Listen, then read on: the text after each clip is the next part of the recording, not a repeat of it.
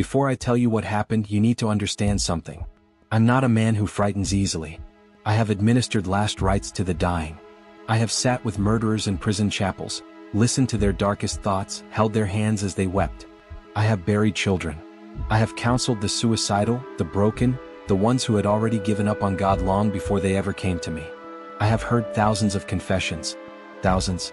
In 31 years of priesthood, I have sat behind that screen and listened to things that would make ordinary people lose sleep for decades. Infidelity, abuse, violence, shame so deep it had no name. I heard all of it. I absorbed it, I prayed over it, and I gave it to God.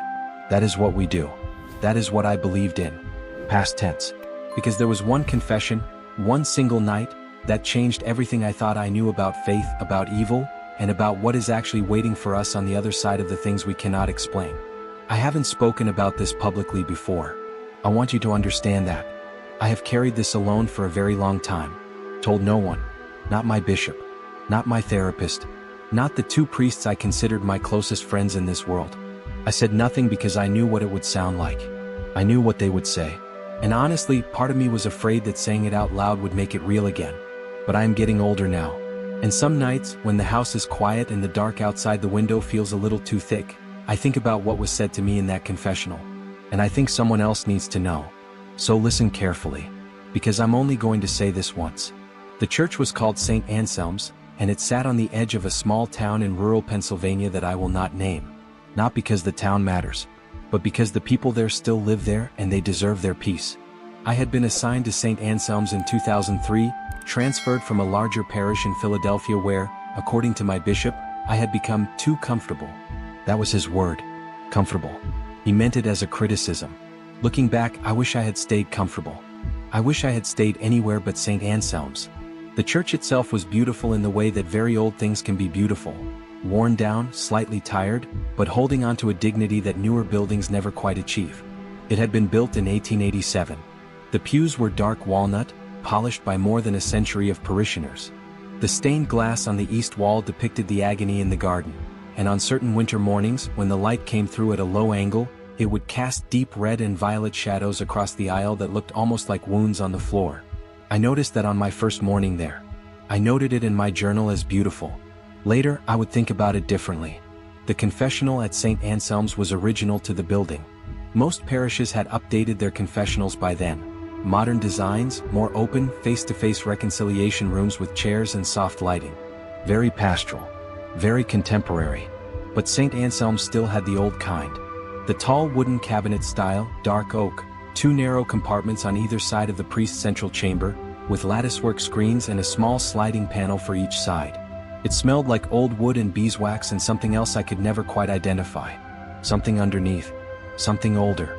I scheduled my confession hours for Tuesdays at noon and Saturdays at 3 in the afternoon.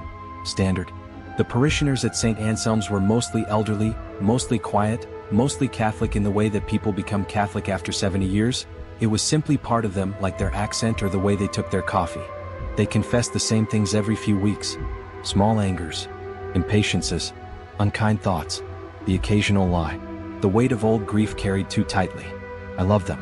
I want to say that clearly. I love those people. Life at St. Anselm's was slow and ordinary, and honestly, after the chaos of Philadelphia, it felt like a retreat. I settled into it. I made friends with the deacon, a large gentle man named Walter who had been at the parish for 20 years and knew every family's history. I began to run again, something I had given up in my 30s. I read. I prayed. I became once again comfortable. The first time I noticed anything strange, I almost dismissed it entirely. It was a Tuesday in late October. November was pressing up against the end of the month like something impatient to arrive, and the afternoons had taken on that particular quality they get in Pennsylvania in the fall. Low gray sky, air that smells like cold earth, light that seems to be retreating even at noon. I had finished my morning mass and eaten lunch in the rectory, and I walked over to the church to open up for confessions. The church was empty, which was normal. I lit the candles in the confessional, small devotional candles in red glass holders, one on each side of the priest's compartment, and I settled in and waited. And I was thinking about nothing in particular, maybe what I would make for dinner, maybe the letter I had been meaning to write to a colleague in Philadelphia, when I heard something. A knock. Not at the main door. Not a knock the way a person knocks to enter a building. It was a knock from inside the right confessional panel. 3 times. Slow. Deliberate. Like a knuckle against the inside of a closed box. I sat very still. Then I told myself it was the wood. Old buildings settle and shift, especially in temperature changes, and that confessional was well over 100 years old. Wood knocks and creaks and groans. That is what wood does. I had lived in old buildings my entire adult life. I told myself that. But I moved the little sliding panel open on the right side because that was my job, and I listened and there was nothing there. No one in the compartment. No sound. No breathing. Just the cold. That was the other thing. When I opened that panel, a wave of cold air came through. Not dramatic, not supernatural movie cold, just a degree or 2 lower than the rest of the confessional, and I remember thinking that there must be a draft somewhere, a gap in the old wood. I closed the panel. 3 parishioners came in that afternoon. Mrs. Kowalski, who was 82 and confessed to losing her temper with the television news. Old Mr. Peretti, who confessed to taking the Lord's name in vain multiple times that week and seemed genuinely distressed about it. And a young woman I had not seen before, visiting her grandmother, who had not been to confession in 12 years and needed more time than the others. Normal. All of it completely normal. I went home and made pasta and did not think about the knocking again. Not until the following week. It is difficult to describe a slow unraveling from the inside. When you are in it, you don't see it as unraveling. You see it as a series of individual, explainable moments. And because each moment can be explained, you explain it and move on and you don't connect the thread between them. That is how it works. That, I think now, is how it is meant to work. Over the following 3 weeks, small things changed at St. Anselm's. The first was the animals. There was a family of starlings that had nested somewhere in the church eaves for as long as Walter could remember. He always spoke of them fondly. In the mornings, you could hear them moving around up there, small scratching sounds, and occasionally one would find its way inside and you would spend 20 minutes opening windows and gently guiding it back out. Normal parish life. They left. All of them. One morning they were there and by afternoon they were gone and they did not come back. Walter mentioned it once, in passing, and then never brought it up again, the way you don't bring up the things that quietly unsettle you. The second thing was the cold. Not outside cold. The weather that November was actually milder than usual. But inside St. Anselm's, there was a persistent cold that did not match the temperature outside, particularly in the back of the nave, near the confessional. I had the heating system inspected. The man from the HVAC company spent 2 hours there and found nothing wrong. He shrugged and said old buildings were like that. I started wearing a heavier coat when I sat for confessions. The third thing, and this is the one I can least explain away, was a dream I had twice in the same week. I was standing at the altar and the church was full. Every pew. Every seat. But when I looked out at the congregation, no one was looking at me. They were all looking up. All of them. Every face tilted toward the ceiling. And on their faces was an expression I can only describe as absolute terror. Not screaming. Not panicking. Just frozen, staring upward, in the way that animals freeze when they sense a predator before they have even seen it. And when I looked up, I woke up. Both times. I told myself it was stress. New assignment, new community, adjusting. Priests have strange dreams, we carry a great deal. And then it was the first Saturday in November, and the confession that changed everything began. I should say first that there was nothing unusual about the beginning of that evening. That is the part that disturbs me most when I look back. There was no omen. No sharp cold wind when I stepped into the church. No candles blowing out. No shadow that moved wrong. It was just an ordinary November evening, dark by 5, the parking lot empty, the town quiet the way small Pennsylvania towns get quiet after dinner on a Saturday. I had stayed late after evening mass to finish some paperwork in the sacristy. Administrative work, donation records, scheduling for Advent. The kind of task you put off because it's tedious and then have to do all at once. Walter had left by 7. The young woman who played the organ had left. The volunteers who cleaned the kitchen in the church hall had left. By 8:15 I was alone. I was almost done. I was sitting at the small desk in the sacristy with a cup of cold coffee and a spreadsheet that refused to cooperate, and I was thinking that I would finish this, lock up, and go home and sleep for 10 hours. That was the plan. Then I heard the main door open. St. Anselm's main door had a sound unlike any other door I have encountered. The building had settled unevenly over the decades, and the door frame had shifted in a way that made the door scrape slightly against the stone floor when it opened. A low, dry sound like something being dragged just for a half second, and then the door would swing open properly. You could hear it anywhere in the building. You could hear it from the rectory if the windows were open. I heard it. And then I heard footsteps. Slow footsteps on the stone floor of the nave. One at a time. Patient. I was not alarmed. People come to churches unexpectedly. They always have. A woman in crisis. A man who cannot sleep. Someone who has just gotten terrible news and does not know where else to go. The church was technically unlocked during the day, and if I'd forgotten to lock the main door when I came back in after evening mass, which I may well have done, then anyone could have walked in. I stepped out of the sacristy and into the sanctuary. There was a figure at the far end of the nave, standing still, not walking anymore. Just standing near the back pew in the dark, because I had turned off the nave lights after mass and the only light now was from the sanctuary lamp and the small candles near the altar. The figure was simply a silhouette. Tall. I called out. I said, "Hello? Can I help you?" The figure turned toward me and walked toward the confessional. Not toward me. Toward the confessional on the left side of the nave. It moved with purpose, as if this was exactly what it had come for.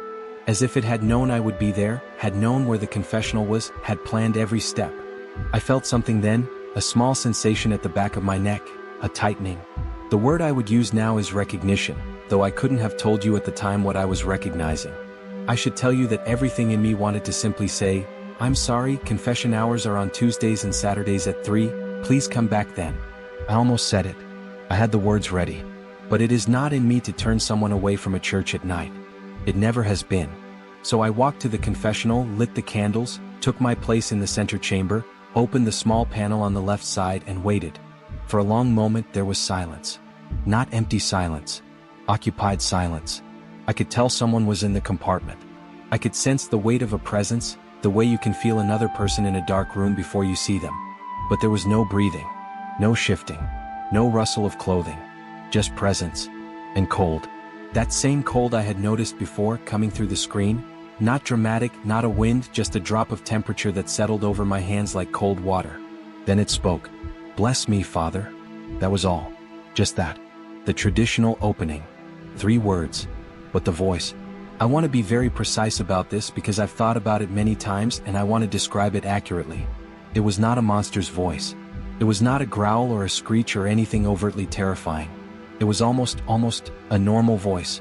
Male I thought at first, though that became less certain as time went on. Moderate pitch. Come. But there was something wrong with its texture.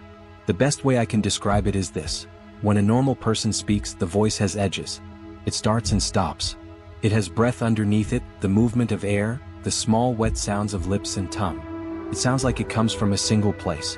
This voice did not have edges. It had no breath underneath it.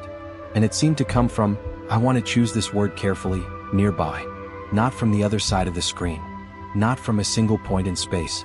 From nearby. From all nearby directions, as if it were slightly surrounding me, slightly inside the wooden walls of the confessional itself. I took a breath. I said what I always say. May God, who has enlightened every heart, help you to know your sins and trust in His mercy. Yes, the voice said. Not the usual response. Not the usual prayer. Just, yes. Go ahead, I said, because that is what you say. You invite them. You wait. Another silence. Longer this time. Then, I have done things. I said, we all have done things. That's why we're here. Not like these things, it said. And the cold got worse. It started simply enough. I mean that in a horrible, honest way. It started in the way that difficult confessions sometimes start, with vague acknowledgement. With circling around the thing without naming it. I had heard that pattern hundreds of times, and when I heard it again, it put me professionally at ease because I knew how to handle it. I knew how to be patient and allow the person to arrive at their truth in their own time. I hurt someone, the voice said. More than one person. Can you tell me more about that? I asked. I have been hurting people for a very long time. I asked, what kind of hurt are we talking about? Pause. Then, the permanent kind. Something in my chest tightened. Clergy hear this kind of confession more than people realize. We are required, in most circumstances, to maintain confidentiality. But we are also human beings, and when someone says the permanent kind of hurt, something animal and alert wakes up underneath the pastoral calm.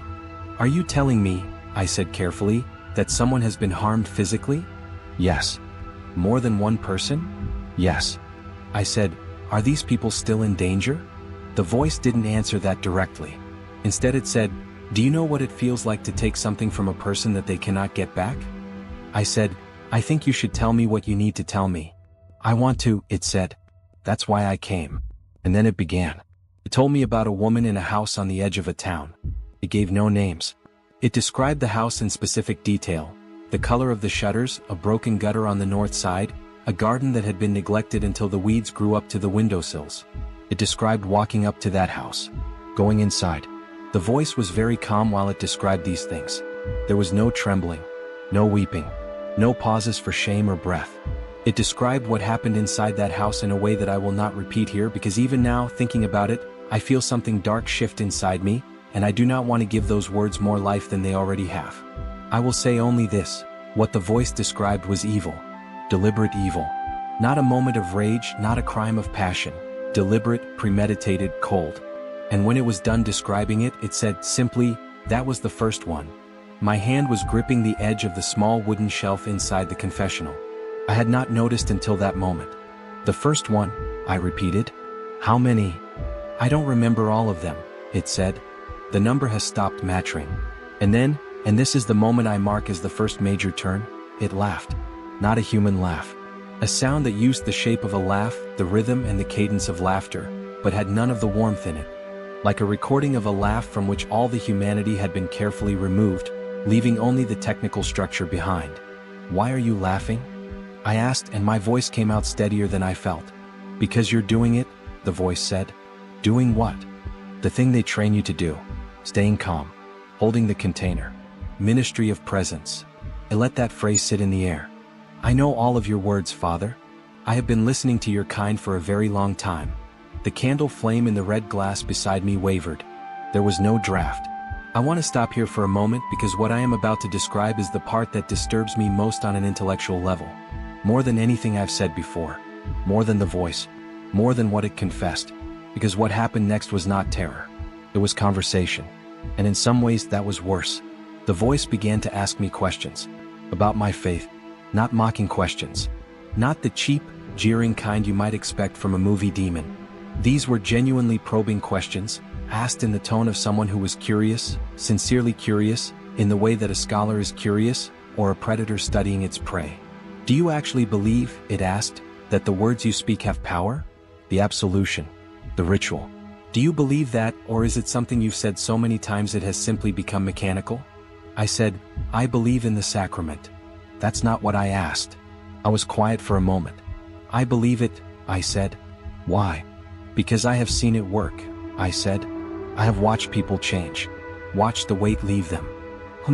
Said the voice, and there was something in that sound, something that felt almost like respect, though I shuddered to use that word. And what if I told you, it said, that the weight doesn't actually go anywhere? That you don't release it upward to your God? That you simply take it into yourself, bit by bit, confession by confession, and that it accumulates in you the way sediment accumulates in a riverbed, and eventually the river runs black and then it runs dry. I said, that's not how I understand the sacrament. No, it agreed. That's how I understand it. Silence. Then, you've been a priest for 31 years. That stopped me cold. I had not told it that. I had not told it anything about myself. We had been speaking for perhaps 15 minutes and I had given it nothing. No personal information, nothing. How do you know that? I asked. I know many things about you, Father, it said. I've been watching you for quite some time. The cold deepened. Not the air. Me. Something internal, a cold that didn't touch the skin but sat somewhere deeper, in the chest, in the gut. I know about the boy in Philadelphia, it said. I went absolutely still. I know what happened when you were 38. I know what you've never confessed because you couldn't face saying it out loud. I know the thing you carry that looks like guilt but functions more like identity. You've worn it so long it has grown into you. My mouth was dry. Whatever you think you know. I know, it said. No hesitation. I was there. I could hear my own heartbeat. What are you? I asked. I'm the person on the other side of this screen, it said. That's all. Just like every other Saturday. But I knew that wasn't true. I had known it wasn't true since the moment it had laughed. I just hadn't wanted to say it even inside my own head because once you say a thing like that, you cannot unsay it. Tell me about the others, I said. The ones you described. I wanted to bring it back. I wanted to keep it in the frame of confession because that frame was the only thing I had. That frame was my authority and my ground and the only context in which I had any role to play in what was happening in that wooden box. The voice accepted this and went on. Told me about more. About a man in a city 3 years ago. About a family separately across a period of months. It did not give details of violence in the way a person might confess to a crime. It spoke about these events the way you might describe weather, factually, without emotional investment, as if it were describing something that had simply occurred, naturally, like rain. Why are you telling me this? I asked at one point. Because this is what you do here, it said. You listen. But you're not, this isn't, whoever you are, whatever this is, you're not here to receive absolution. A person who comes to confession has to be genuinely contrite. They have to want to change. I don't hear that in you. No, it said, and there was almost amusement in it. You don't. Then why are you here? Pause. Longer than the others. Long enough that I found myself leaning slightly toward the screen, which I immediately corrected. I'm here, it said, because something has to be done with what I carry. Even I grow tired of it. The weight of it. After a long time, even a thing like me needs somewhere to put it down. A thing like you, I said. Yes. What kind of thing are you? It told me. Not in a monologue. Not all at once. Over the course of the next several minutes, in the same unhurried conversational tone, it answered my question, and the answer was something I have never been able to fully pull apart into words that make sense in daylight. It described itself as old. Not in years. In accumulated presence. It described itself as something that moved through people the way weather moves through geography, not living inside them exactly but shaping them, pressing against them, finding the weaknesses in the structure and pressing until something gave. You've been inside people, I said. Many, it said. Against their will? Not always, it said. That surprises you. It shouldn't. Most people, Father, have a door they leave open. Not intentionally, but it's there. It is simply a matter of finding it and being patient enough to wait. What door? I asked, and I hated myself a little for asking, for leaning into it, for feeding the conversation. The door that opens when a person decides they are owed something, it said. When they decide the world is against them in a particular and personal way. When they decide the rules are for other people. You understand this. You've seen it. I had seen it. In confessions, in counseling, in 31 years of sitting with people in their worst moments. That door, it said. I walked through that door. A long silence. And the ones you described, I said. The ones you heard. Were you inside someone when that happened? Is there a person? Is there someone out there who? There is always a person, it said. There was always a door. Something scraped the outside of the confessional. I heard it clearly, a slow dragging sound against the wood on the right side, as if something with a very long nail was drawing it along the surface of the panel. There was no one on the right side. No one had entered that compartment. I looked at the right panel, the one that was closed. It was moving. Slightly. Just barely. Vibrating, almost the way a surface vibrates when there is sound passing through the wood. But there was no sound. No sound that I could hear. What is that? I asked, and my voice was not as steady as I wanted it to be. That, the voice said. That is what comes with me.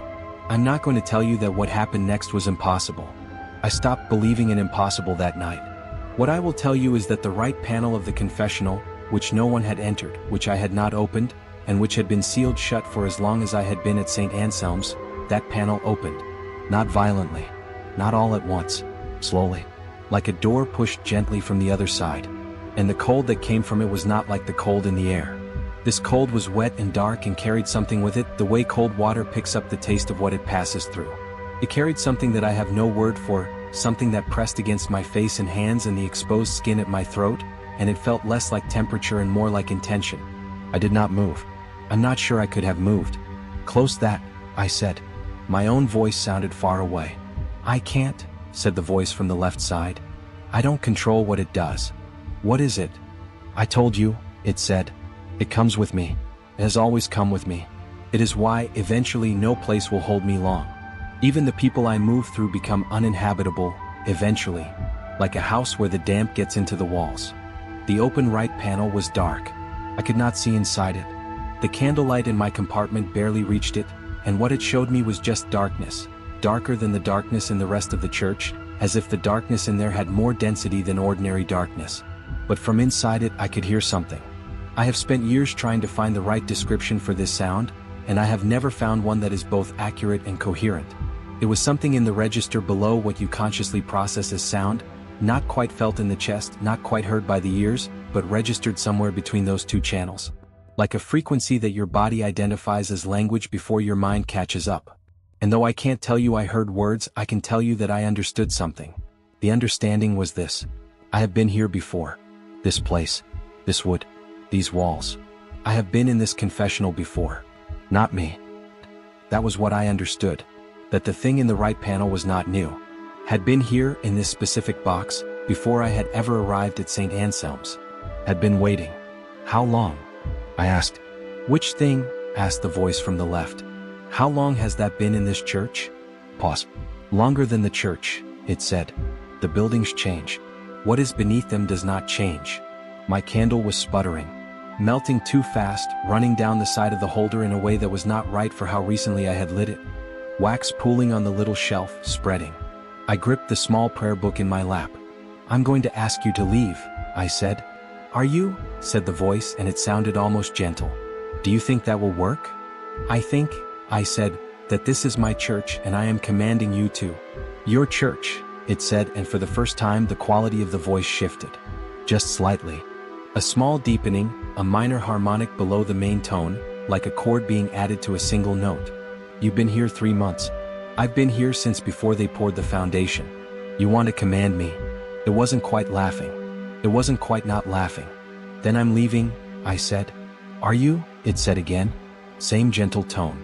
I stood up and sat back down immediately, because the thing in my legs, the standing up, the intention to move, had simply reversed.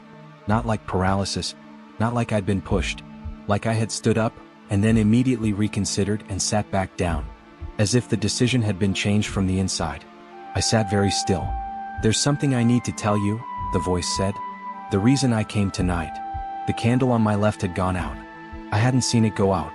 One moment it was lit, the next time I looked it was dark, the wick still smoking slightly, a thin curl of smoke rising in the cold air. The only light in the confessional now was from the right side, from the open right panel, the one that should have been dark.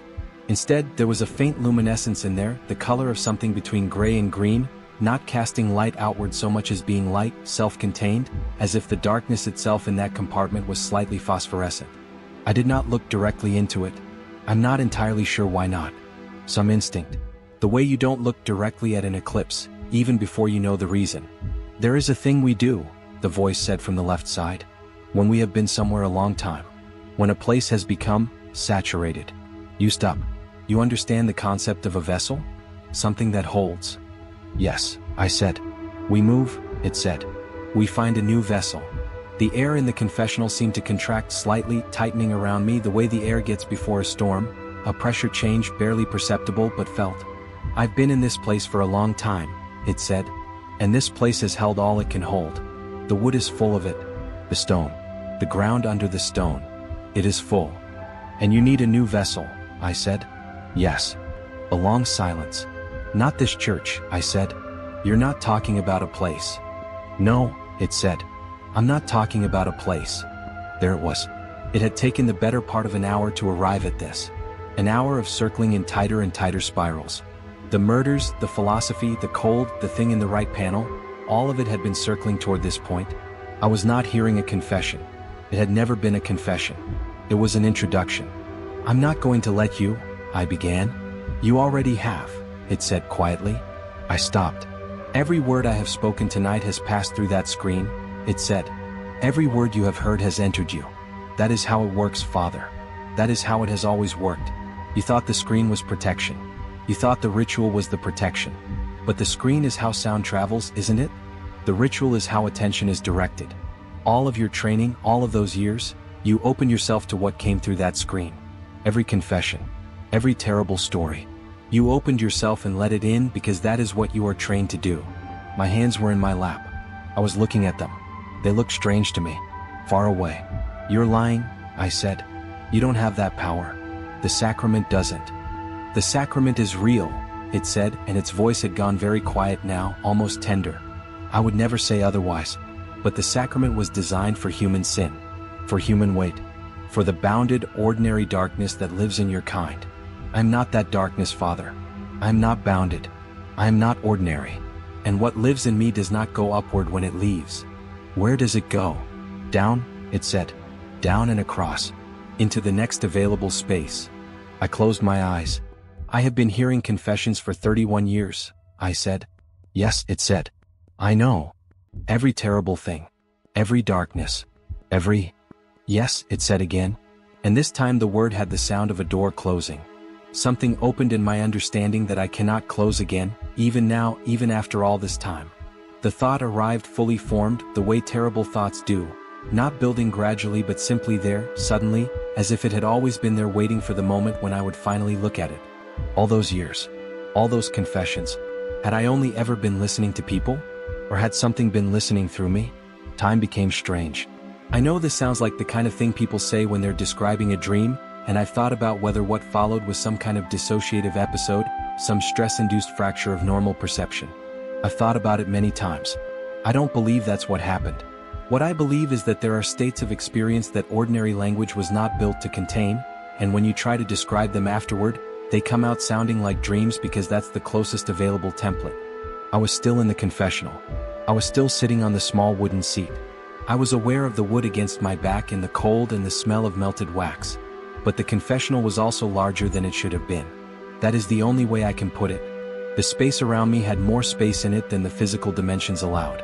When I looked at the walls of my compartment, they were there, correctly placed, correctly sized. But when I looked straight ahead at the screen seemed further away than it should have been, and beyond the screen, where the left compartment should have been, there was something that was not just a small wooden chamber with a person in it. There was depth. As if the screen opened onto somewhere rather than something. And in that somewhere, slightly visible, slightly not visible, the way a face appears when you're just on the edge of sleep, I could see the shape of the thing I had been speaking to. I will not describe this fully. I will say that it was not a demon from any picture I had ever seen. Not horns, not fire, not any of the iconographic shorthand that centuries of religious art have given us. It was something much more particular and much more wrong. It had the quality of something that exists in a register just slightly outside the one that human sight is calibrated for, so that what you perceive is less the thing itself and more the distortion it creates in the space around it. Like seeing a current in dark water. Like feeling heat from a fire in the dark before you see the flame. And it was looking at me.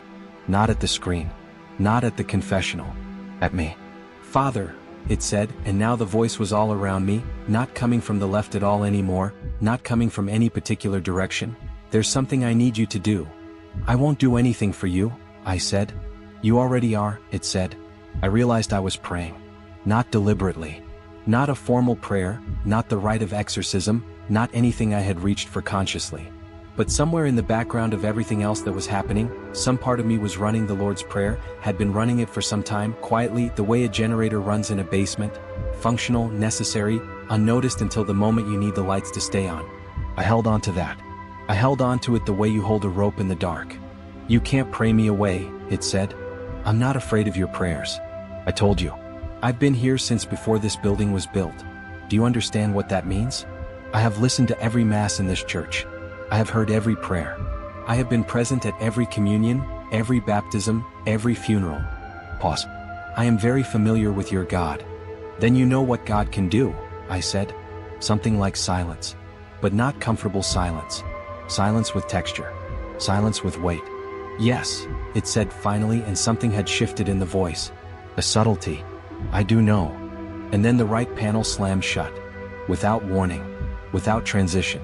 Just closed hard enough that the wood cracked slightly at the corner, and the light from inside was gone, and the cold incredibly began to lift. Not completely. Not immediately. But the worst of it, that deep, intentional cold, began to recede like a tide going out. The voice from the left was quieter now. Still there but quieter. This isn't over, it said. Get out, I said. I want you to know, it said, and for a strange, sick moment the voice sounded almost human, almost like a tired person at the end of something, that whatever you experience from this point forward, whatever you feel in yourself, whatever you find in yourself that wasn't there before, I need you to know that some of it was already there. And then, silence. True silence. The kind that has edges. I sat in the confessional for a very long time.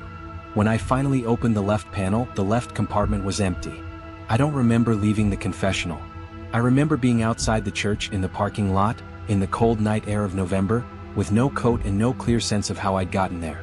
The church door was open behind me. The light inside was on, the overhead nave lights, though I had turned them off after Mass and had no memory of turning them back on. I sat on the cold asphalt of the parking lot for a while. I don't know how long. Then I went back inside and turned off the lights and locked the door. I drove home. I made tea. I sat at my kitchen table until 4 in the morning. I tried to remember the Lord's Prayer and found all the words, exactly where I'd left them. I told myself that was proof of something. In the days that followed, I functioned. I said Massachusetts. I visited the sick. I attended a school event at the parish grade school and smiled and answered children's questions about whether or not God had a pet. Normal, ordinary, blessedly normal priest things. But something was different. I noticed it in small ways first.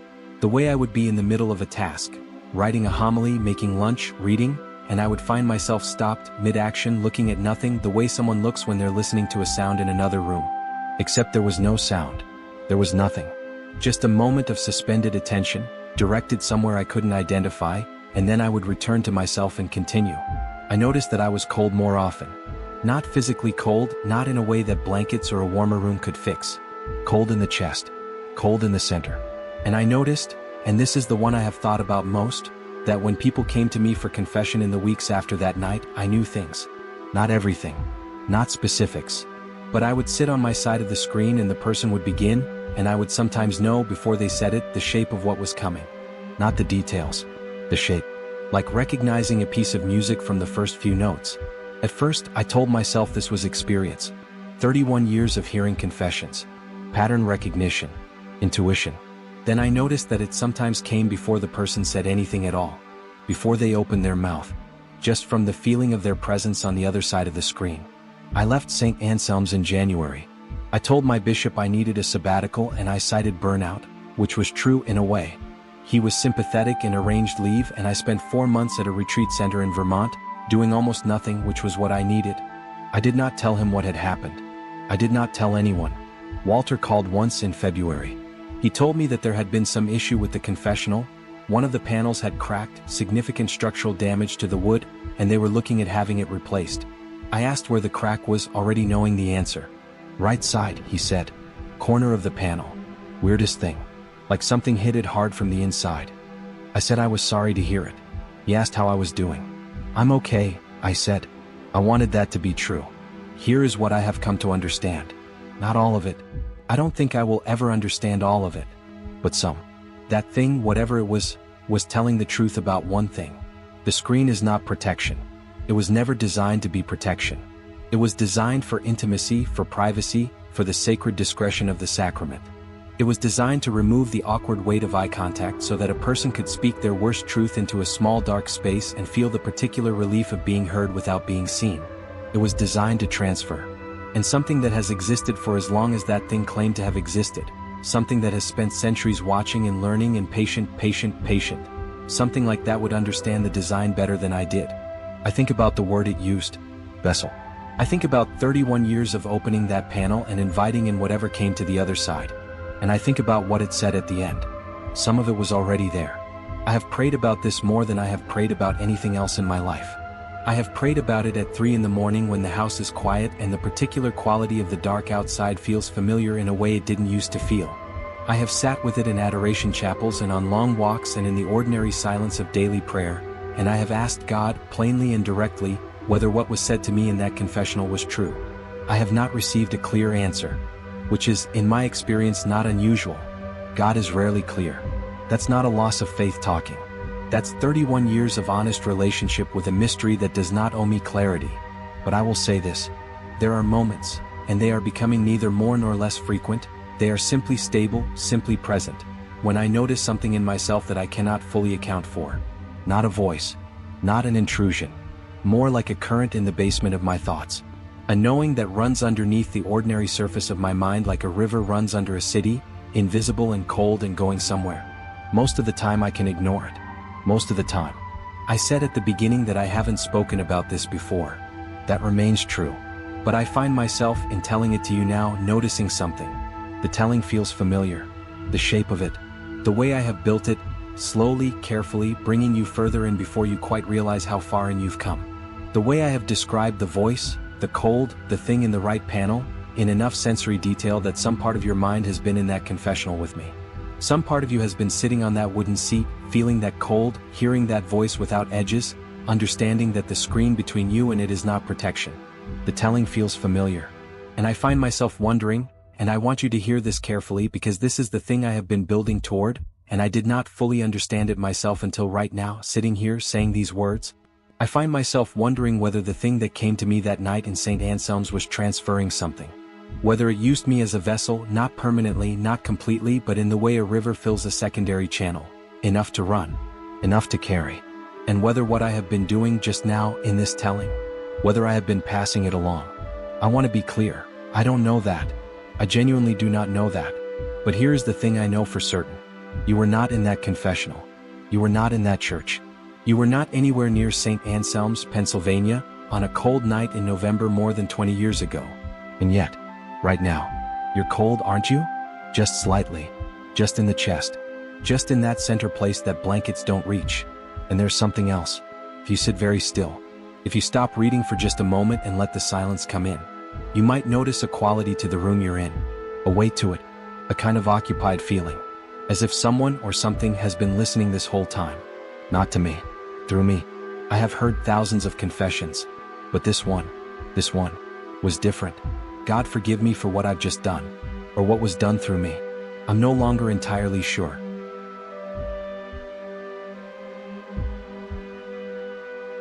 I didn't believe in the supernatural, not even a little. I was the person at Halloween parties who rolled their eyes at ghost stories. The guy who laughed at haunted house tours and spent the whole time pointing out the wires and the makeup. My friends used to call me the skeptic. I wore it like a badge. That was before October 14th. That was before the drive home from Harlan County. I need you to understand something before I start. I've sat on this story for almost 2 years. I haven't told my family. I haven't told my closest friends. The only person who knows any piece of this is my therapist, and even she only knows the part one could actually put into words without sounding completely unhinged. There are parts of what happened to me that I have never spoken aloud. Not once. But something has been pushing me to get this out. Some pressure behind my sternum that won't let me sleep right. Like the story needs to exist somewhere outside of me before it hollows me out completely. So here it is. Here is what followed me home. Let me set the scene for you. It was a Thursday in mid-October. The kind of October that feels biblical. All bruised sky and dead leaves and that cold that gets into the back of your throat and stays there. I'd driven out to eastern Kentucky to help my uncle pack up my grandmother's house. She'd passed in August. We'd been putting off the trip because nobody wanted to make it real, you know? Nobody wanted to go through her things and accept that she was actually gone. But the estate needed to be settled. So I drove out. It's about a 7-hour drive from where I live in Ohio. Mostly highway until you hit the mountains, then it turns into these long, winding county roads where the GPS signal gets sketchy and the trees grow so close to the pavement that the headlights barely reach the center line. I'd made this drive dozens of times growing up. My grandma's house was the axis around which my whole childhood turned. I knew every curve in that road. I knew the rusted water tower near the county line, the gas station with the broken O in the Citgo sign, the little white church with the cemetery running right up to the road's edge. I knew it all. Which is why, when something felt wrong that night, I knew it wasn't familiarity I was mistaking for unease. Something was actually wrong. But I'm getting ahead of myself. Let me take you back to the beginning of that day. Because horror never starts at the scary part. It starts somewhere ordinary. It starts somewhere so normal that you don't realize until later, much later, that the door had already opened before you ever noticed the draft. My uncle and I spent most of Thursday going through the house. Box by box. Room by room. It was emotionally brutal in the way that only grief work can be. The long silences between us punctuated by the sound of tape guns and the smell of old cedar and lavender sachets. My grandmother's reading glasses were still on the nightstand. Her handwriting was still on the grocery list stuck to the fridge. Butter. Earl Grey. Stamps. Call the church about the quilt auction. I folded that list and put it in my jacket pocket. I still have it. We finished around 8 in the evening. My uncle offered me the couch, but he has 4 kids and a dog and the house was chaotic and loud and I needed quiet.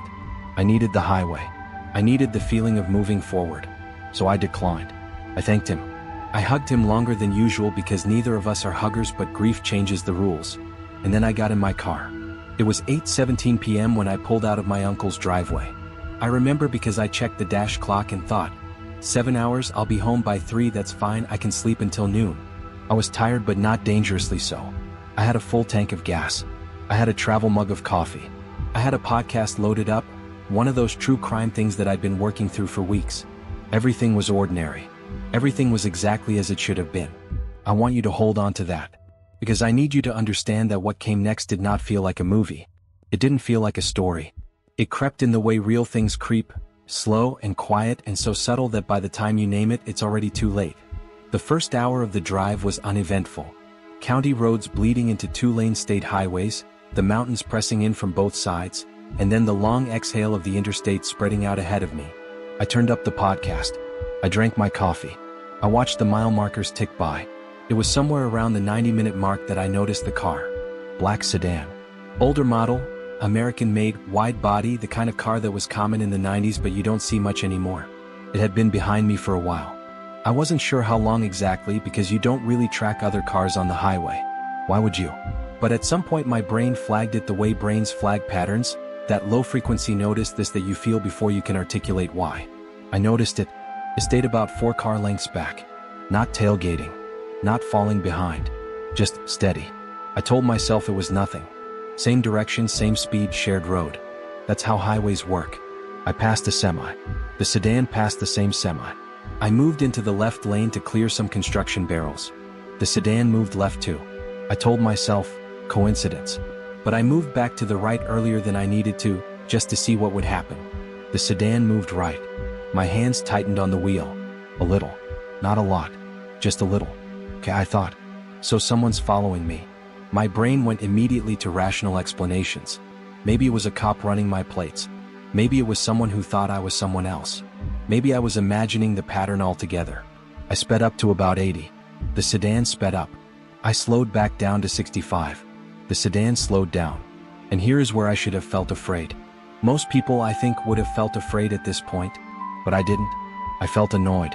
I felt the particular prickling irritation of someone who has decided there is a rational explanation and is frustrated that they can't identify it yet. I took the next exit. Not my exit. Just an exit. A random off-ramp near a town called Grayford. Population something small. I didn't have a plan. I just wanted to see what the sedan would do. The sedan took the exit. Now I felt it. Not quite fear. But something in the neighborhood of fear. The first cousin of fear. I pulled into a gas station, a bright fluorescent bubble in the dark, and I sat there with the engine running and watched the rearview mirror. The sedan drove past the gas station. It didn't pull in. It didn't slow down. It just drove past and disappeared around a bend in the road. I sat there for probably 3 minutes. Long enough to realize my shoulders were up around my ears.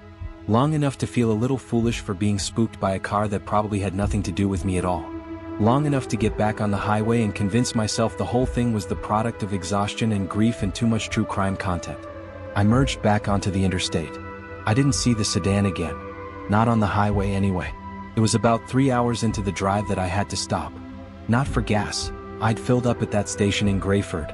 I had to stop because the coffee had worked its way through me, and because somewhere in the stretch between Lexington and the Ohio border my podcast had stopped playing and my phone had gone into some kind of loop where the screen kept flickering to black and I couldn't get it to respond. I'd been driving in silence for about 20 minutes, just me and the road in the dark, and I was tired enough that the silence felt heavy. There's a rest stop I'd used before on that stretch. One of those big highway service plazas with a food court and a gas station and those long rows of parking spots for truckers. It's open all night. I figured I'd use the restroom, get something to eat, sit under fluorescent light for 10 minutes and reset. The parking lot was mostly empty when I pulled in.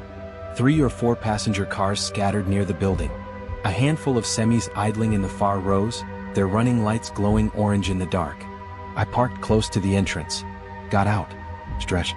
The cold hit me immediately. Sharp, mountain-adjacent cold. The kind that's personal. I zipped my jacket, shoved my hands in my pockets and headed for the doors. That's when I saw the black sedan. It was parked 3 spots to my left. Same car, same wide body, same older model profile, same Pennsylvania plates. I stopped walking. I stood there in the cold and I stared at it. The windows were tinted dark, and even with the parking lot lights I couldn't see inside. I don't know how long I stood there. Not long. But long enough to feel exposed. Long enough to want to be inside under the lights. I went in. The food court was quiet. A couple of teenagers slumped over phones at a table. A middle-aged woman reading something on an e-reader near the subway counter. A uniformed employee pushing a mop across the tile floor in slow, bored arcs. Normal. Completely normal. I used the restroom. I bought a bottle of water and a bag of pretzels from the vending machines. I sat down at a table where I could see both the main entrance and the parking lot windows, and I made myself eat slowly. Nobody came in from outside. No one who looked like they'd come from that sedan. No one who seemed to be watching me. After about 15 minutes I started to feel the embarrassment again. The same embarrassment from the gas station in Grayford. The skeptic in me reasserting himself. You're tired. You're sad about your grandmother. You're primed to be scared because you've been listening to true crime for 3 hours. Stop it. I got up to leave. I was halfway to the door when the mop-pushing employee looked up at me. He was maybe 60, heavy-set, with the unhurried face of someone who'd seen everything a rest stop has to offer. He said, "You okay, son?" I said I was fine, just tired. He nodded slowly. Then he said, and I want to be very precise about this because I've turned these words over in my head 1,000 times since. "You ought to go on and get moving. Don't want to sit too long in the dark." I laughed a little, that awkward laugh you make when someone says something that doesn't quite make sense in context. I assumed he meant I'd fall asleep at the wheel. I thanked him and pushed through the door. The black sedan was still there. But something was different. The driver's side window was down. I was almost certain it had been up when I arrived. The night was cold. Nobody leaves their window down voluntarily in this weather. I stood there on the sidewalk outside the doors and I looked at that open window, and I tried very hard to see if there was anyone inside. I couldn't tell.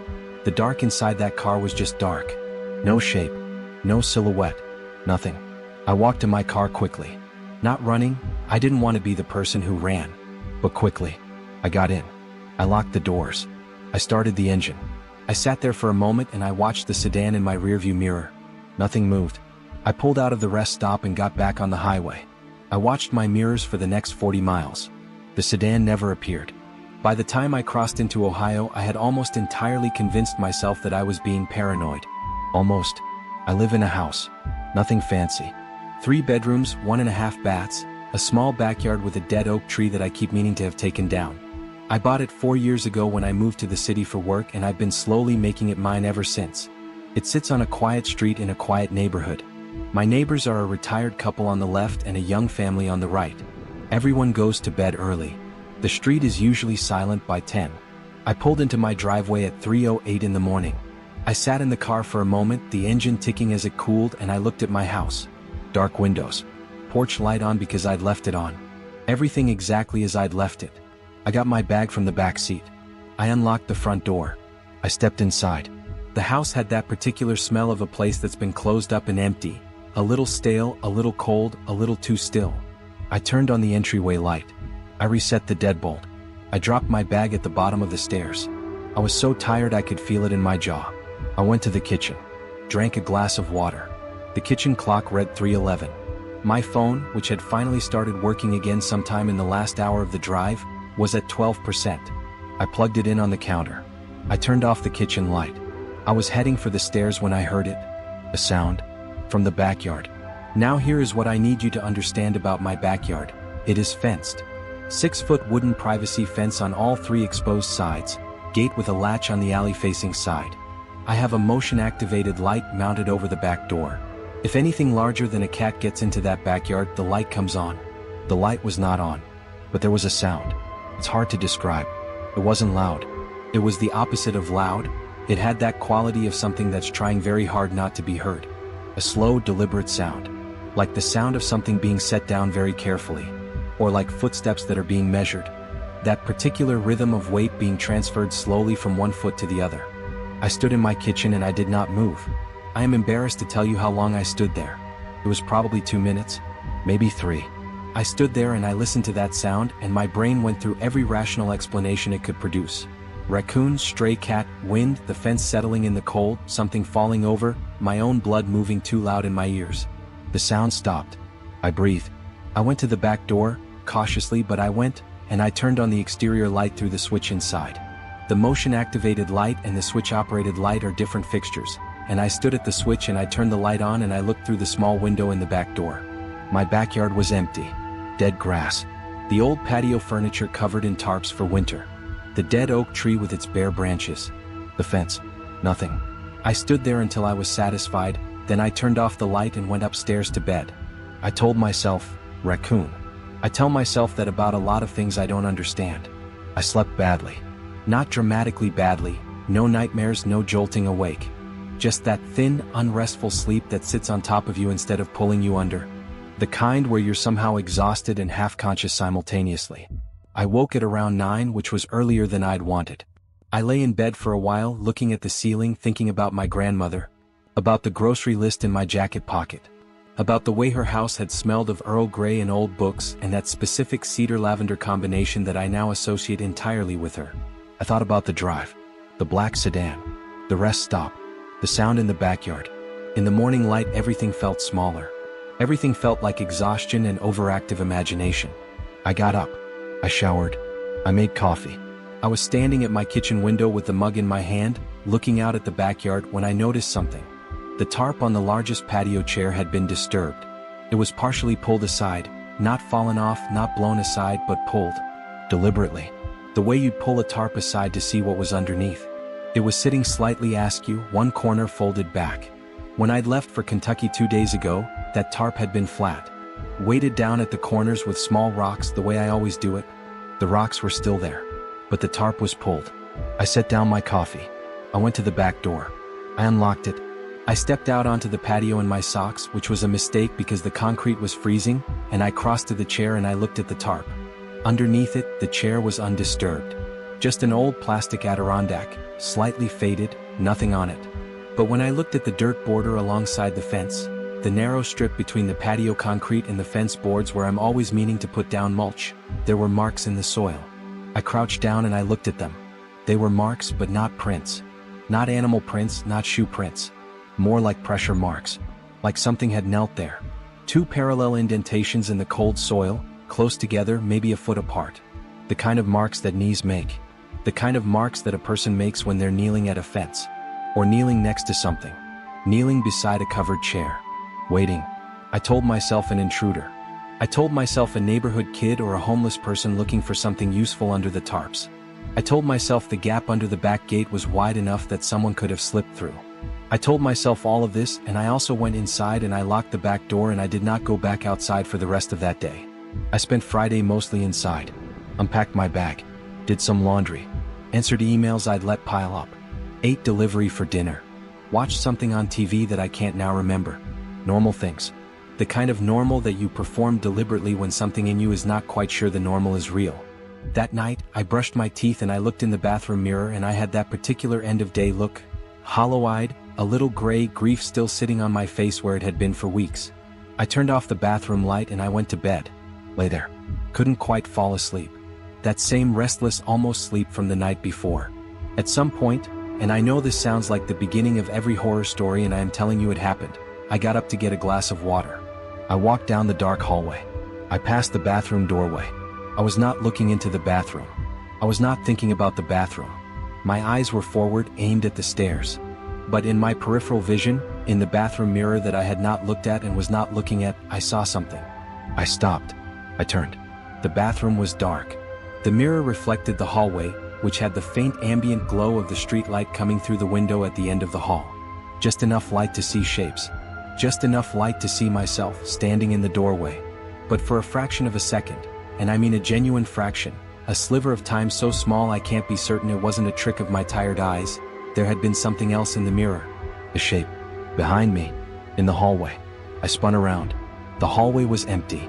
I stood there, heart going hard, and I looked in both directions down the hall. Nothing. No one. The darkness was just darkness. I made myself go to every room on that floor and turn on the light and look. Every room was empty. Every closet was empty. Every window was locked. I went downstairs. Checked the front door. Checked the back door. Checked every window on the ground floor.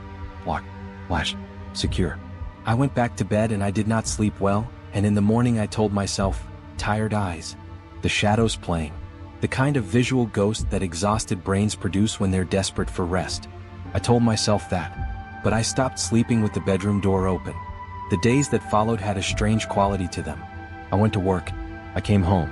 I ate dinner. I watched TV. Everything on the surface was absolutely ordinary. And yet underneath everything was this constant low hum, like a sound just below the frequency you can consciously hear, that something was different. That something had changed. Small things kept accumulating. My coffee mug, the specific mug I use every morning, the one with the chipped handle that I keep in the same spot in the cabinet, was in a different spot one Tuesday. Not dramatically different. Just shifted 2 inches to the left on the shelf. I stood there in the kitchen at 6:30 in the morning and I stared at it and I thought, did I move that? I couldn't remember moving it. I moved it back. The next morning it was in a different spot again. One evening I came home from work and the TV was on. Not playing anything, just the blue static screen you get when there's no input signal. But on. I was certain I had turned it off when I left. I turn off everything when I leave, a habit from an electricity-conscious childhood. I turned it off. I stood in the living room for a moment. I turned it back on just to make sure it was working. It worked fine. I turned it off again. And I walked very deliberately through every room in my house, the way I had not done since the night of the mirror, and I checked every window and every door, and everything was locked and latched and there was no one anywhere in my house except me. But the hum was still there. That feeling. That frequency. You are not alone. I want to tell you about Eleanor. Eleanor is the retired woman who lives in the left side house. She's been there for 30 years. She knew the couple who owned my house before me and the couple before them, and she has that particular quality of old neighborhood residence where she knows everything that happens on the street without being nosy about it. She's the kind of neighbor who waves when she sees you and minds her business otherwise. About 10 days after I got back from Kentucky, I ran into Eleanor getting her mail. We exchanged the usual pleasantries. And then she said something that made me go cold in a way I hadn't felt since the backyard. She said, "I see you've been having a friend staying over." I said no, I hadn't. She frowned. She said, "Oh, I thought, I've been seeing a light in your upstairs window. Late at night. Not the bedroom, the other one. I thought maybe you had someone staying in the spare room." I have a spare room upstairs. I use it as a home office. I do not use it late at night.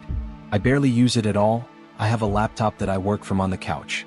The spare room has a desk, a lamp, some boxes I haven't unpacked, and a window that faces Eleanor's house. I told her that no, there was no one staying with me.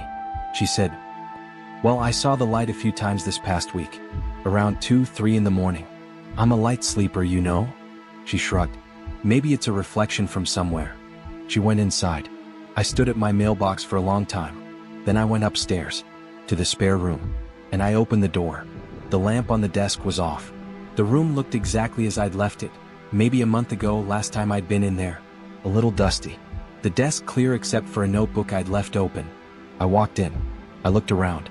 I went to the window and I looked out at Eleanor's house across the narrow strip of yard between us, and I thought about her looking out her window at 2 in the morning and seeing light in this room. And then I looked down at the desk, at the notebook. I had left it open to a blank page. I remembered this clearly.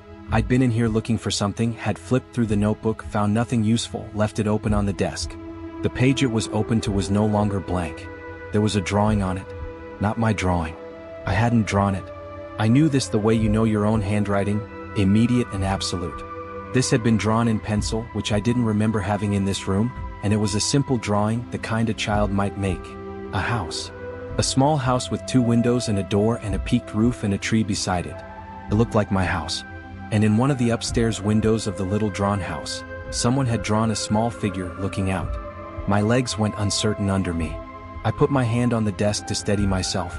I stood there and I stared at that drawing and I felt the floor of my skepticism drop out from under me, completely and finally, because I had not drawn this and I had not let anyone into my house, and the room had been closed, and the door had been closed, and the windows were closed and latched, and there was no explanation that my brain could build that would hold the weight of what I was seeing. I picked up the notebook. I turned through every page looking for more. There was nothing else. Just that one drawing. On that one page. I put the notebook in the kitchen trash. Then I took the trash bag outside to the bin. Then I came back inside and I stood in my kitchen and I thought, I need to tell someone. But who do you tell? What do you say? Someone broke into my house and drew a picture? It sounded insane out loud. It sounded like paranoia dressed up in stories. So I didn't tell anyone. That was a mistake. There's something I haven't mentioned yet. Something I've been building toward, because in the order of things this is where it shifts. This is where it goes from unsettling to something I don't have a clean word for. About 2 weeks after I got back from Kentucky, I started hearing my name. Not shouted. Not called out. Said. The way someone says your name when they want your attention in a quiet room. A neutral, even tone. Just my name. The first time it happened I was in the kitchen. It came from the direction of the hallway. I went to the hallway. No one there. The second time I was in the shower. It came from just outside the bathroom door. I turned off the water and I stood there dripping and I listened, and the house was silent, and when I opened the door the hallway was empty. The third time I was in bed. Almost asleep. It came from directly beside the bed, close enough that it should have had breath behind it. I turned on the light so fast I knocked it off the nightstand. I was out of bed before I was fully conscious. I stood in the middle of the room with my heart trying to exit my chest through my ribs, and I looked at every corner, every shadow, the closet door standing open, the space under the bed. Nothing. Nothing. I slept with the light on for a week after that. I also did something I hadn't done before. I set up my phone to record audio while I slept. I don't know what I expected to find. I don't know if I wanted to find something or desperately wanted to find nothing. I just knew I needed data. I needed the skeptic in me to have something to work with. The first 2 nights the recordings were silent. Just the ambient sounds of a house at night. The furnace cycling, a car passing outside occasionally, the tick and creak of the structure settling. The third night there was something. I want to be very careful about how I describe this. I listened to this recording probably 30 times. I sent it to a friend who does audio production and asked him, without context, if there was anything strange about it. He said the audio quality was fine, no anomalies except for one moment around 2:18 a.m. where there was something that sounded like, and these are his words, an ingressive phoneme. Like someone breathing a word in instead of out. Weird little audio artifact. It was at 2:18 a.m. and it was my name. Said backwards. I need to stop here for a moment. I know how this sounds. I know that if you had told me this story a year ago I would have had 20 explanations ready before you finished your second sentence. Pareidolia. Audio apophenia. The brain finding patterns that aren't there. Sleep deprivation causing auditory hallucinations. Grief destabilizing perception. I thought about all of those things. I held them seriously. I tried to build a life inside each of them. But there is a point at which rational explanations become a form of willful blindness. There is a point at which the accumulation of impossible things stops being explainable and becomes its own kind of truth. I was approaching that point. I just didn't know it yet. My grandmother had been a prolific photographer. Film, not digital, she never trusted digital. She had boxes of prints going back to the 60s, and my uncle and I had packed most of them up to be distributed among the family. He'd sent me a box in the mail. Photos of me as a child, holiday gatherings, the house in all its seasons. The box arrived about 3 weeks after I got back. I sat on my living room floor and I went through it. There were photos of Christmas mornings. Photos of me and my cousins playing in my grandmother's yard.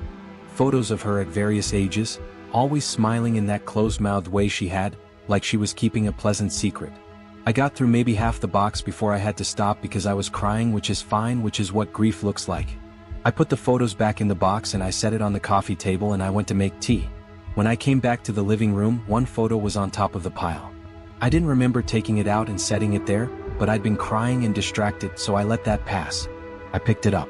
It was a photo from, I guess, the early 80s based on the quality and the cars visible in the background, of my grandmother standing in the driveway of her house. Just a casual snapshot, someone catching her on her way to or from the car. She was looking slightly off camera, like she was responding to something someone had said. That's not the part that stopped me. Standing about 20 feet behind her, partially obscured by the shadow of the porch overhang, was a figure. A tall, very thin figure. Standing still. Facing the camera. In all the summers the first spent at that house, in all the times I'd visited, I had never once seen anyone standing in that shadow. And my grandmother had lived alone for the last 15 years of her life. I looked at that figure for a long time. It was too shadowed to make out clearly. But it was there. Unambiguous. A figure standing in the dark under my grandmother's porch, watching. I thought about my drive home from Harlan County. I thought about the black sedan. I thought about the sound in the backyard. The knee marks in the soil. The drawing in the notebook. The voice saying my name. And I thought, what if this isn't about me? What if it had been there in that house for decades? What if I hadn't brought something home from Kentucky?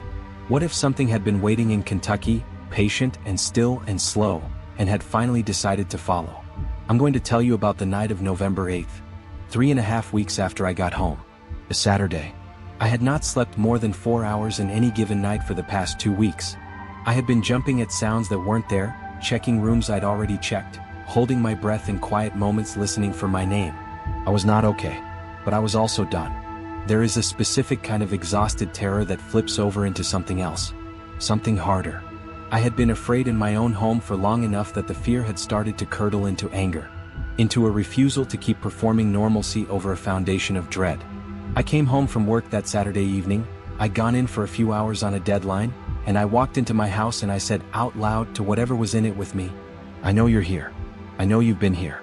And tonight we're going to settle this. I don't know what I expected. Silence probably. The same silence I always got. But the temperature in the room changed. I'm not being metaphorical. The temperature actually changed. A drop, sudden and specific, localized in the center of the living room. The kind of cold that isn't a draft, isn't an air vent, isn't explicable by anything architectural. Just cold. A pocket of it. Like standing next to an open freezer that you can't see. I stood there in that cold and I waited. Nothing happened for a long time. Then the lamp in the corner, a floor lamp I never used because one of the 3 bulbs had burned out and I'd never gotten around to replacing them, turned on. All 3 bulbs, including the dead one. I watched it turn on and I did not run, and I want you to know that was the hardest thing I have ever done in my life. Standing in that room and not running. Because every animal instinct I had was screaming. But I planted my feet and I watched the lamp and I said, "What do you want?" The light flickered. Not in a random way. In a pattern. 2 short flickers, a pause, 1 long flicker. 2 short pause, 1 long. Over and over, rhythmic and deliberate. It was not Morse code. I checked after. It wasn't any code I could decode. But it was intentional. It was communicating. I stood in my living room at 9 o'clock on a Saturday night and I understood with every cell in my body that I was not alone, that I had not been alone since October 14th, and that whatever was with me had been in a house in eastern Kentucky for a very long time before it decided I was worth following. I took out my phone. I started recording video. The lamp flickered 3 more cycles. Then it went out. All 3 bulbs. Including the one that now, without any explanation, had been working. When I went to check it the next morning, that bulb was completely burned out again. Cold to the touch. As if it had never worked. I've been honest with you this whole time. I want to keep being honest with you, which means I have to tell you about what I saw the following night. Sunday, November 9th. I had not slept. Not even trying to sleep. I'd given up on pretending. I sat in my living room with every light in the house on, and I watched the lamp in the corner and I waited. At 3 a.m., exactly, I remember looking at my phone. I heard footsteps on the stairs. Slow footsteps. Deliberate. Descending. I sat completely still. The footsteps reached the bottom of the stairs. They crossed the hallway. They stopped just outside the living room doorway. I looked at the doorway. The hallway was fully lit. I had the light on. There should have been nothing there that I couldn't see clearly. But the shadow fell wrong. The light source was behind the doorway, meaning anything in the hall would cast a shadow into the living room. And there was a shadow. Thin, very tall, falling across the living room floor from the doorway. The shadow of someone standing in the hallway. I looked into the hallway. There was no one there. But the shadow remained. I sat there and I looked at the shadow of something that wasn't casting it, and I thought, it's between the light and the door. It's there. It's just... The word my brain found was translucent. Not invisible. Not absent. Translucent. The light passed through it. The shadow remained. The shadow moved. Not quickly. The way a person shifts their weight from one foot to the other. A slow adjustment. I did not scream. I want to give myself that. I did not scream and I did not run. I said, my voice only barely steady, "I can see you." The shadow was still. I said, "What are you?" The shadow stretched. Not sideways. Not the way shadows stretch when a light source moves. It stretched upward. The top of it reached toward my ceiling and kept going, impossibly tall, and the floor lamp across the room, my floor lamp, the one with the recently dead bulb, flickered on again. In that light, in that moment, I saw it. Not clearly. Not completely. But enough. A figure. Thin and too tall, the proportions slightly wrong in a way that your brain registers before you can articulate. The arms too long. The head at an angle that necks aren't meant to sustain. Standing in my hallway, or more accurately standing in the light of my hallway while somehow not fully existing in the physical space of my hallway. Like a projection. Like a photograph of something rather than the thing itself. And it was looking at me. I knew it was looking at me.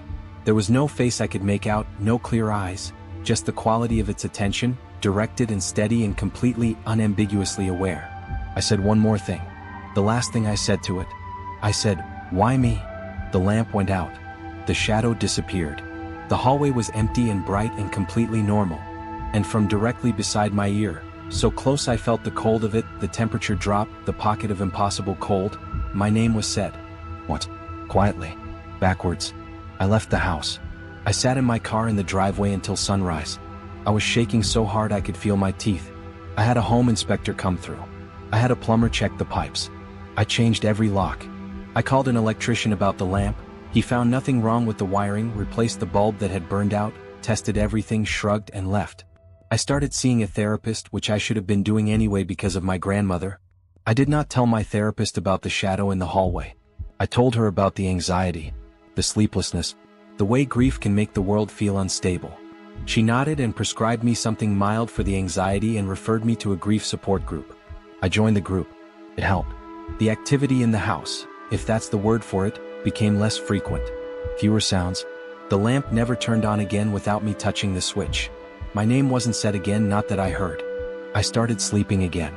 Badly, then adequately, then something approximating normally.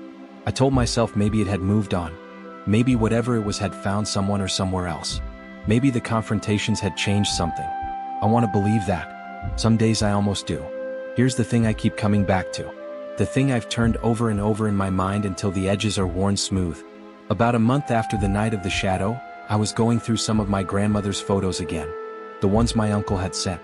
I'd been avoiding the box, but I made myself sit down with it one Sunday afternoon and go through it properly, the way you make yourself do things that hurt.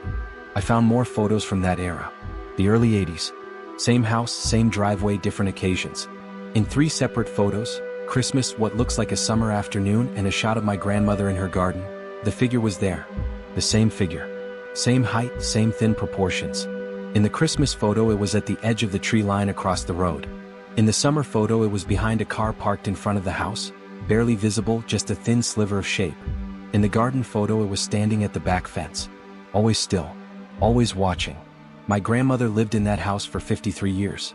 That thing was watching her for at least some of them. And when she died, when the house went empty and the family came and packed everything up and cleared out, it needed somewhere else to be. It needed someone to follow home. I moved all the photos into a box in the spare room. I kept that room locked. I'm not sure why. Maybe because it feels like containment. Like keeping something in a space that isn't fully part of my life. 2 things happened recently that I feel like I have to tell you because this story doesn't have a clean ending.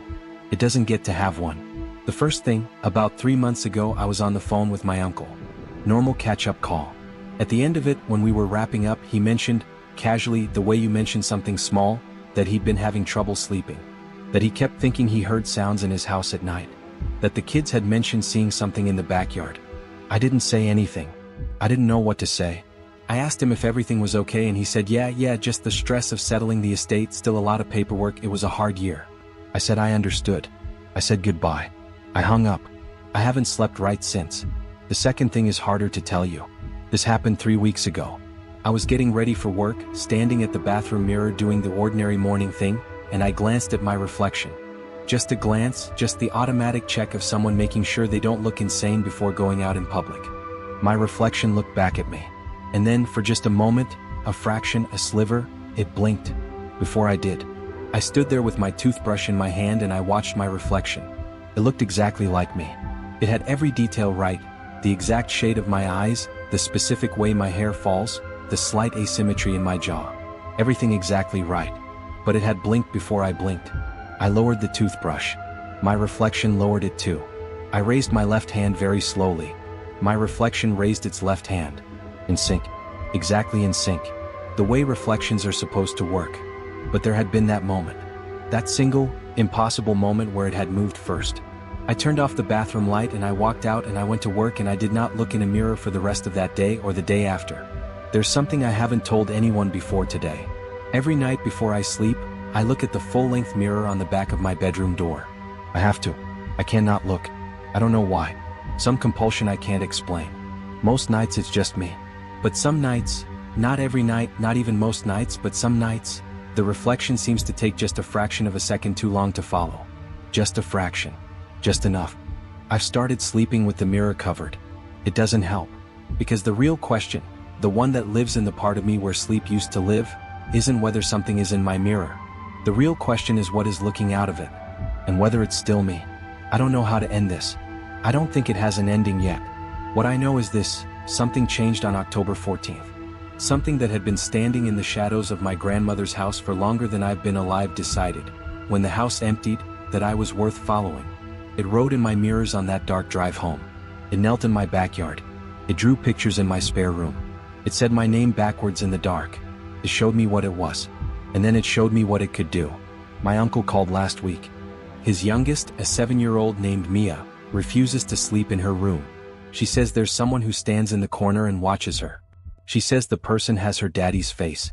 But the eyes are wrong. I'm driving back to Kentucky this weekend. I don't know what I'll find. I don't know what I'm looking for. All I know is that somewhere between the county road and my driveway, somewhere in the dark between my grandmother's house and mine, something made a decision about me. And now I have to make a decision back. I'll let you know how it goes, if it's still me doing the telling.